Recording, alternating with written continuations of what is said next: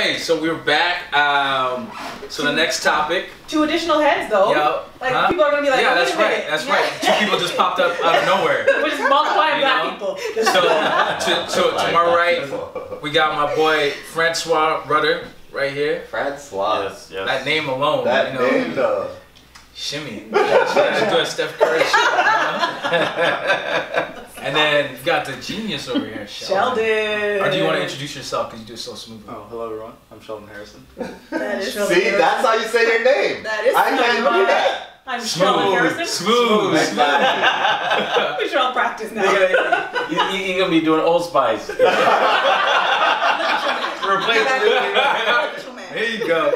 So the next topic that we picked for being one of the most riveting moments in 2018 is Childish Gambino when he came up with that crazy video, This Is America. Everyone loved it. It did crazy amount of views in a very short period of time, but then people are like, hold up, ain't his wife white?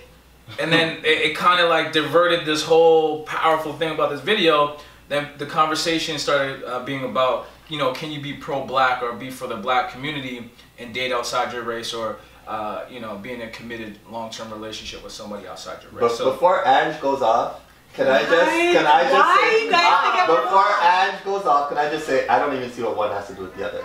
That's what I'm saying. I'm just gonna, that's my only words I'm gonna say, because I don't trust Ange. Talia looks like she's... I have thoughts. Talia, I have a lot of thoughts. Talia looks like she's powering up right now.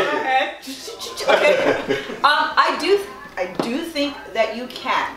I think who you love doesn't necessarily influence what you believe. However, I think if you are going to say I am pro-black and I happened to have fallen in love with someone who is not black, you need to be able to examine what that typically means. You need to be monitoring your relationship. Your partner needs to be held to a much higher standard than you hold anybody else, because if you're going to say I'm for the community and then you're going to cleave yourself to another person and bring them into our community, because that's what you did.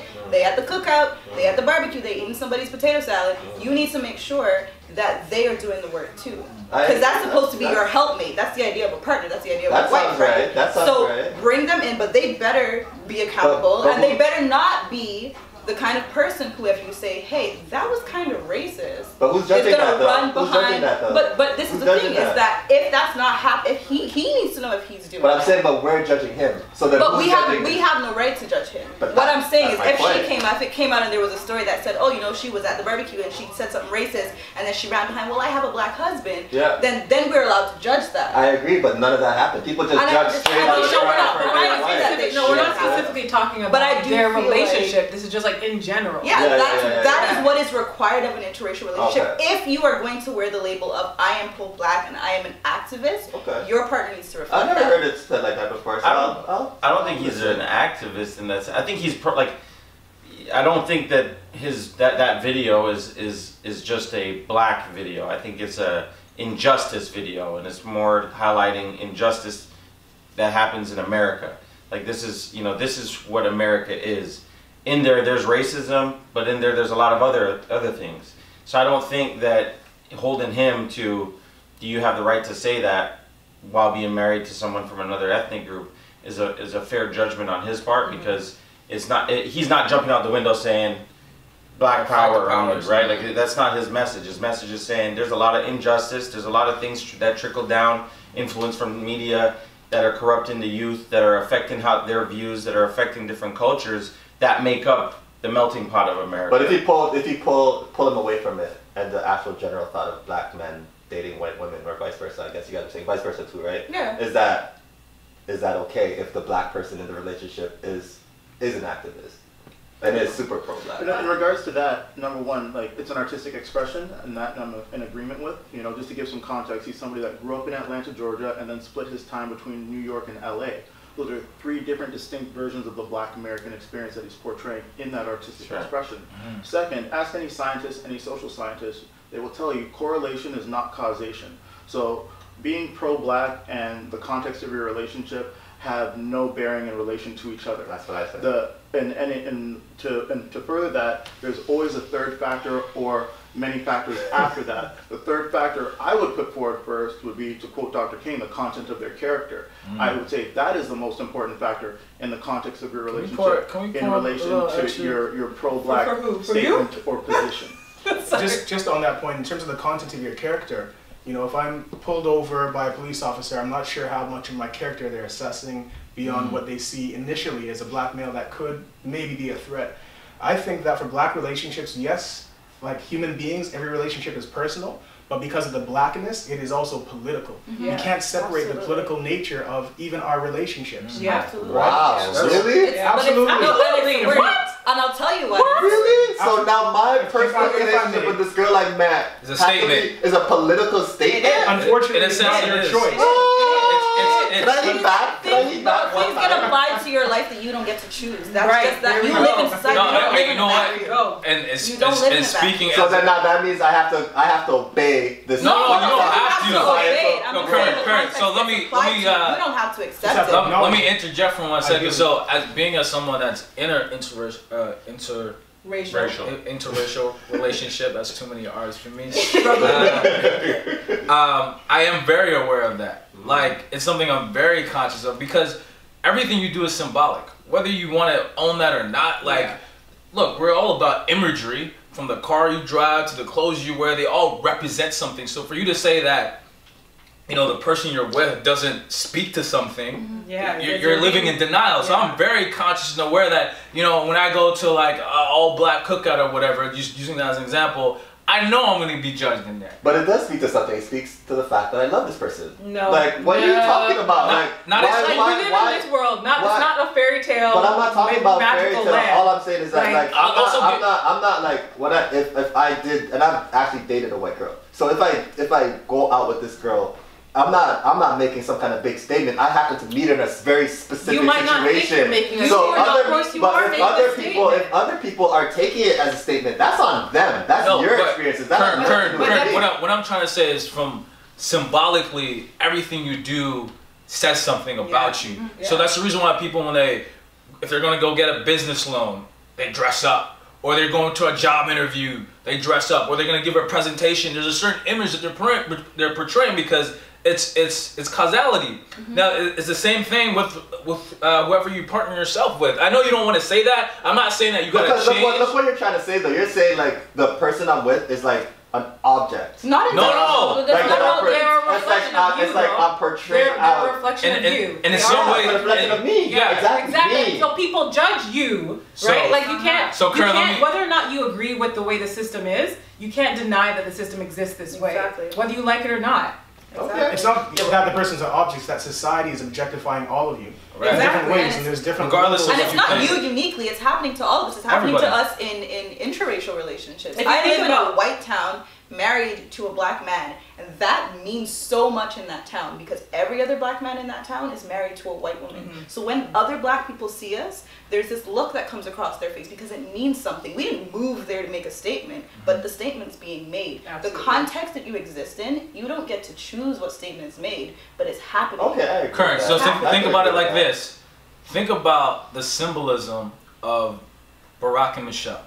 Now, let's swap Michelle with Kim Kardashian and think about the imagery and the effect that it has on people. Now, Barack can still be a great president, but just think about the difference of how that resonates with people. You can't deny that it doesn't make a difference from a symbolic perspective. No, I totally get that, but that's in a very extreme example. But I also don't think that holds, and like we've as a people been bamboozled. So the weight that holds doesn't really matter in context to how effective of a president he would be if his spouse would be black. That's fair. If it's a black household or not. I think it would. I think it would, absolutely, because it's based on perception, right? No, but hold on. Perception to the black community. No, to everybody. So the mere fact that he was black, in many ways, held him back in terms of the things that he could do. So you saying, how... In terms of what, in his presidency? In his presidency. right? And the standard in which he was held, the criticism and the ridicule and just the hot. Every president. No, come on, not even close to the same.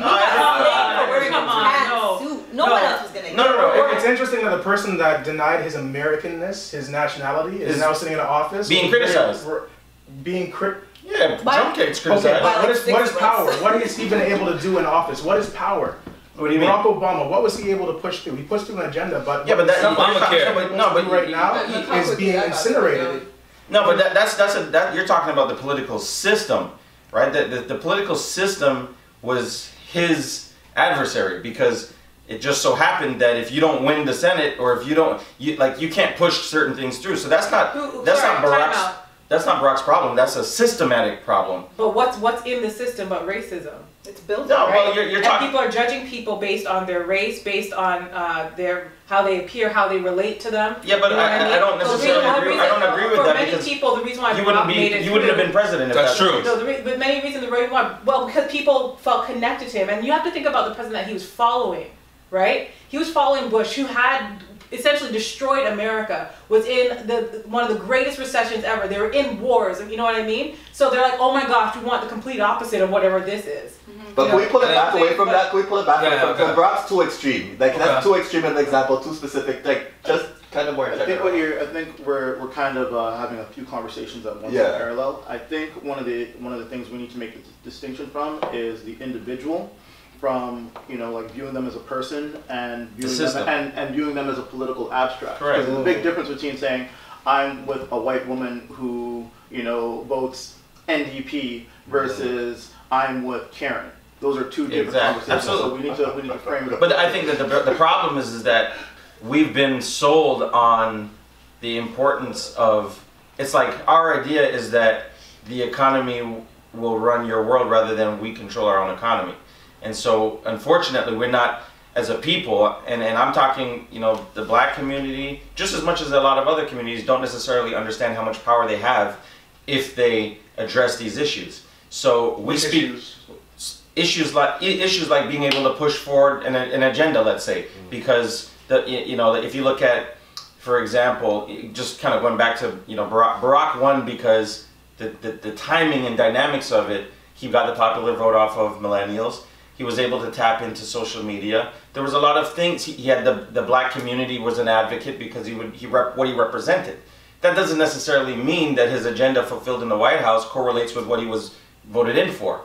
And so if you're selecting a candidate or if you're saying I support this person, or back to the real root of what we're talking about with if you have a Caucasian partner, none of that really matters in the grounds of your world.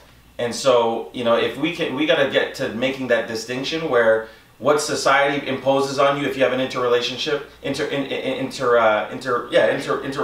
relationship shouldn't really matter to the context of who you are and what your values are and what your character is. We place too much emphasis on that, I think. They're not mutually exclusive, right? You can have your own sense of self and content of your character, all that great stuff. At the same time, those things. While being politically aware. Yeah. So when Barack Obama wants to sympathize with a young black man that's shot in the streets, that's a problem, right? Because his maybe being too black.